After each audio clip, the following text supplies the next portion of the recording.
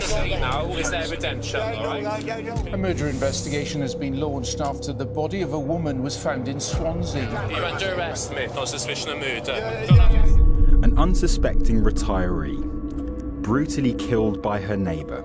I've been a major crime SIO for a few years now, but I have to say Wendy's was probably one of the worst I've ever seen. Right. Oh, yeah. These videos show Brian Whitelock in the days before the murder. But this wasn't the first time he'd killed. It could have been prevented. If they had listened, if he hadn't been let out, he wouldn't have been able to kill again. Whoa, whoa. So, could Brian Whitelock have been stopped?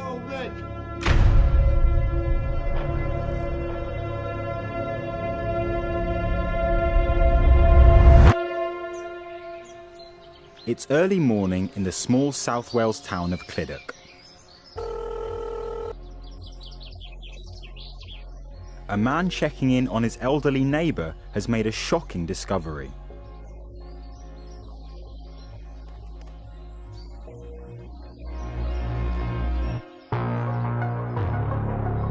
Some of his call is caught on CCTV. So has he got any blood on him? What's happened? Covered in it. He is covered in blood. Wendy! Wendy Buckney, seen here the day before, is 71 and lives alone in her ground floor flat. She's well known in the community as the founder of a popular local riding school, and she's known for her acts of charity. The man making the 999 call is outside Wendy's flat. Brian Whitelock, who did odd jobs for her, has just walked out of her front door. Brian is described as just wearing his boxer shorts. Those boxer shorts are inside out. He is covered in what appears to be blood, and Brian pretty much confesses to killing Wendy. When police arrive, he keeps talking. It's all around, oh my God, why have I killed her? He uses the words torture, and that he tortured her and she was begging him to stop. He's asked by the witnesses at the scene, what have you done to Wendy, what have you used? And he basically says he's used everything, which transpires to be an accurate description. Oh my God. This was a particularly brutal murder with a number of weapons, including a knife, a chair leg and pieces of shelving, and inflicted so many injuries on her that the pathologist couldn't accurately count them. So it was a sustained and very brutal attack. After Brian Whitelock's arrest, police quickly make another discovery. The 55-year-old has killed twice before. A man has appeared before magistrates in Swansea charged with murdering two men, one of them his own brother.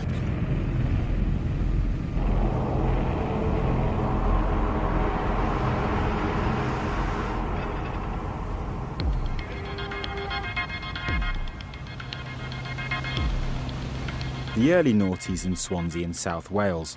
It's a bustling city with a thriving nightlife and a football team fighting relegation from the second division.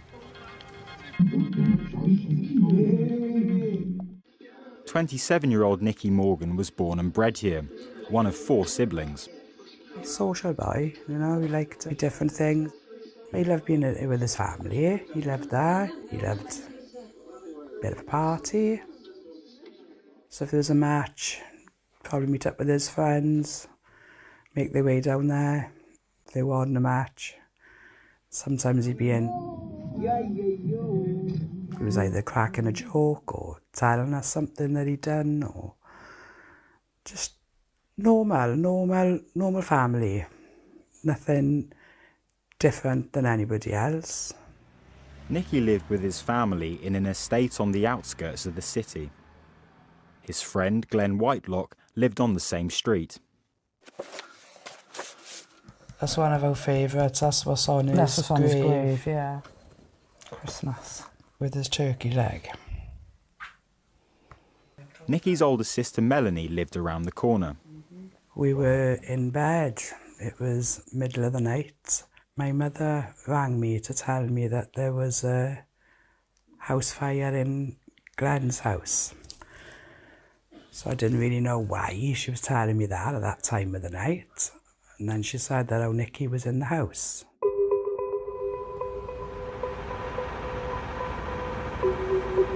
Nikki and Glenn both lost their lives. It took days for Nikki's body to be formally identified. But the fire was not accidental. Glenn's brother, Brian Whitelock, had also been in the house. He was quickly arrested. 33-year-old Brian Whitelock is accused of killing his 35-year-old brother Glenn and another man, 27-year-old Nicholas Morgan, in the blaze in the Blind Mice area of Swansea last week. In court, it emerged that Brian had violently attacked Nicky in a drunken rage. He had then set the house on fire to cover his tracks. His own brother was sleeping upstairs. He was convicted of murder and manslaughter and sentenced to life with a minimum term of 18 years in prison. At the sentencing, the relief for Nicky's family was clear. They should bring back capital punishment for people like that. We will never recover from the cold, careless and horrific injuries that Whitelock inflicted upon Nicky.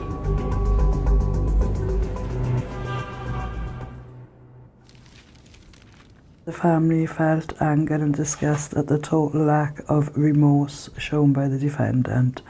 Nothing changed then, did it? 20 odd years? No. Well, it was a relief. A relief that somebody was going to be held accountable.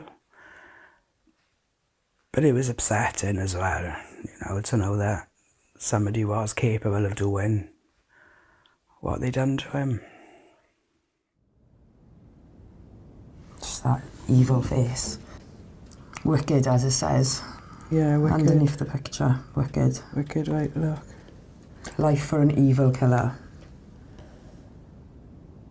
I first had a meeting with the parole board just after the end of this case.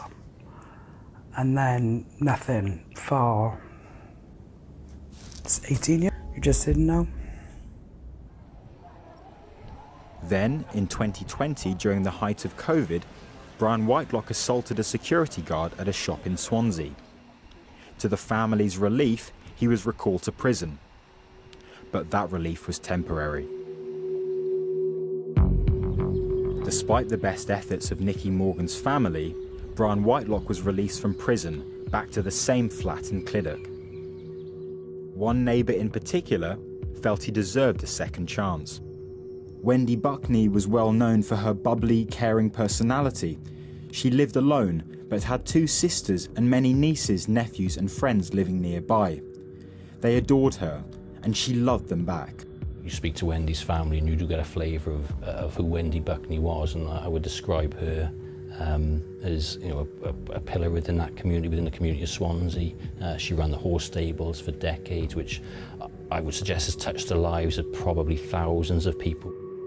Former pupils at her riding school paid tribute to Wendy as a kind, patient teacher. She loved helping people. Police believe that on her last day alive, she was buying food for Brian Whitelock. Wendy knew Brian Whitelock as a neighbour. She had befriended him. She knew about his history and his background. She took the view that he deserved a second chance, and as a result of that, she would, I would say, look after Brian to an extent. She would give him odd jobs to do. She would look out for him. She would go shopping. Her sister Anne said Wendy believed she could help Brian, and that her only fault was to care too much. But in the weeks running up to her murder, other neighbours became concerned about his behaviour. Brian, try and talk to me. All right, take your time, take your time. Where's your phone, mate? Have you got any family I can ring? Take your time, Brian. He was buying diazepam, also known as Valium, from drug dealers off the street and taking up to 30 tablets a day. Police were called after he was found climbing on a derelict bridge.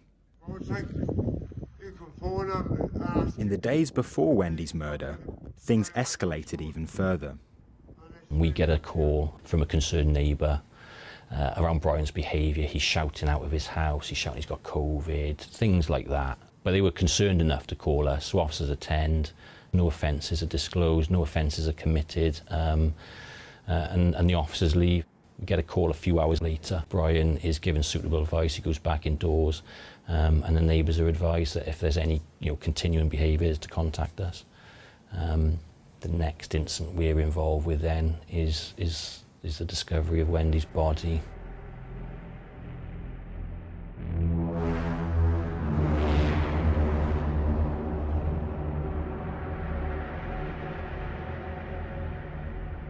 So it's the 23rd of August 2022, early hours of the morning. A neighbour has concerns for Brian Whitelock. He hears taps.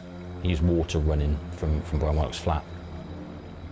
Goes down to investigate in the early hours, finds the flat insecure, goes in, turns the taps off, but can see Brian's flat is devastated.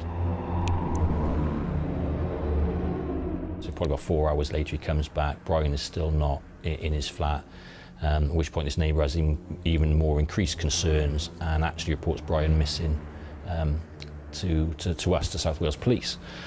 The same time he's doing that, he notices the light from Wendy's Buckney's flat has come on and gone off and come back on.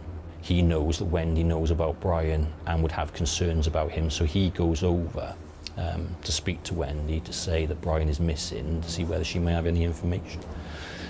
As he gets to Wendy's flat door, he hears a person inside, and then that person comes out, and that person is Brian Whitelock. Brian Whitelock, who I've just reported missing, has come out to the girl's house and he said he killed her. When police arrived, they entered Wendy's flat and found a scene of devastation. The living room was completely smashed up. A blood-spattered sofa was standing on its end. A shelving unit had been ripped apart. At the centre of the scene lay Wendy's body. Her clothes had been removed. Police believe that she was sexually assaulted. I mean, I've been a major crime SIO for a few years now, but I have to say Wendy's was probably one of the worst I've ever seen. From the pathologist's perspective, he managed to count up to 70 blunt force and sharp force trauma injuries to Wendy's face, torso, arms and legs. The difficulty I think he had, there were more injuries than that. We appear to have injury over injury. Oh my God. What have I done? I don't understand why. That's plenty. Brian Whitelock had already confessed to Wendy's murder, but in police interviews, his story changed. When he was interviewed by the police, he claimed that he hadn't killed Wendy Buckney. He said that that there'd been shadowy figures hanging around her flat, and that by the time he had found her, she had already been attacked. So he denied that he was involved at all, and that someone else must have done it. Brian Whitelock was charged with Wendy's murder, but later changed his story again. This time, he admitted he'd killed Wendy, but blamed his actions on a previous head injury. You couldn't get a more straightforward case. On the face of this one, you had Brian Whitelock coming out of the scene with the victim's blood on him, making admissions to killing her. So on that alone, you think, I know what the outcome is going to be here. But we didn't factor in Brian Whitelock.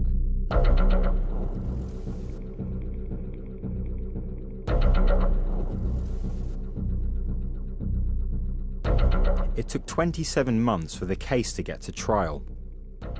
Much of the delay was caused by Brian Whitelock, who sacked the legal teams representing him, asked for new medical reports, and eventually chose to represent himself. The delay took its toll on Wendy's loved ones. In a statement, her sister Anne said her family spent every day not knowing if the case would go to trial or not. She said it was like a roller coaster that none of them wanted to be on.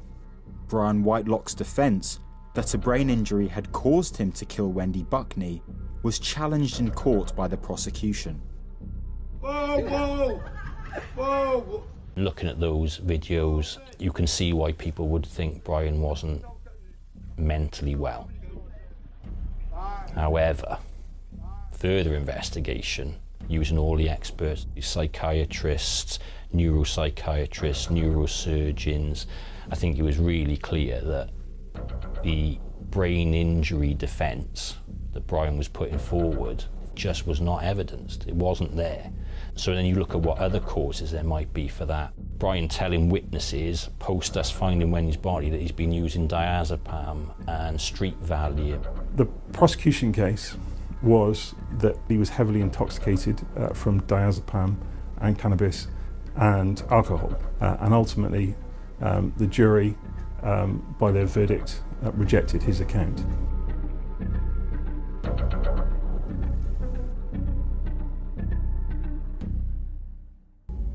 I suppose the bottom line for this case is that Wendy was murdered as a result of giving somebody, in her words, a second chance.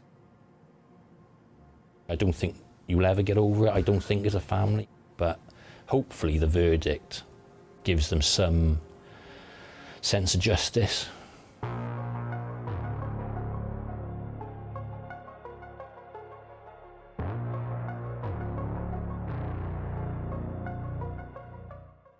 Brian Whitelock. For the murder of Wendy Buckney, I sentence you to imprisonment for life. This is a case of the most extreme gravity. I have no doubt that the seriousness of this murder is so exceptionally high that just punishment requires you to be kept in prison for the rest of your life, and you will never be considered for parole. Before I leave this case, I want to express my condolences to Wendy Buckney's family, many of whom are here in court today. You conducted yourself throughout the trial with great dignity, but your grief is palpable.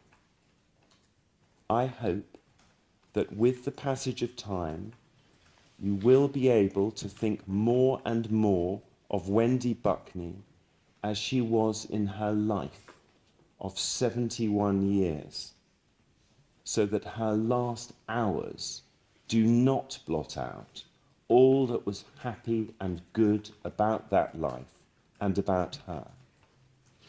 I hope that eventually you will be left with all those memories